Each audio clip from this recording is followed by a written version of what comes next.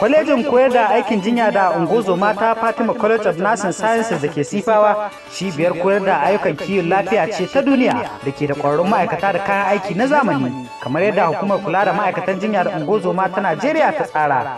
Akan wannan ne kwalejin ke sanar da al'umma cewa ta so ma sayar da fam ɗin shiga makarantar na zangon karatu 2025-2026 a bangaren kwasa-kwasai kamar haka: Basic Midwifery Program wato fannin koyar da ungozoma a matakin farko da Post Basic Midwifery Program wato fannin koyar da ungozoma a mataki na biyu. Kazalika da Post Basic Nursing Program wato fannin koyar da aikin jinya a mataki na biyu. Za a so masu sayar da fam ɗin cikewa tun daga ranar Litinin 20 ga watan Janairun shekara 2025 zuwa ranar Juma'a 21 ga watan Fabrairu shekara 2025 akan farashin naira 15,300 kacal.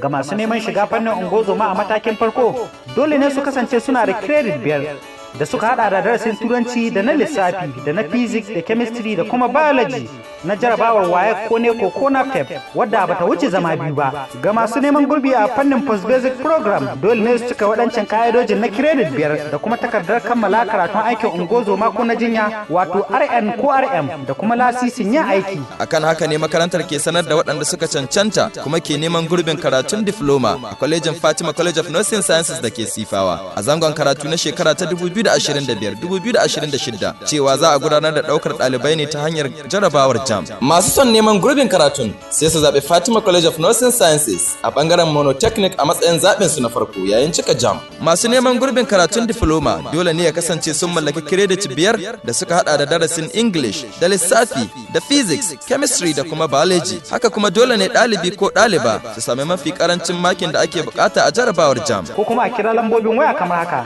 070355808 ko 08034951522 ko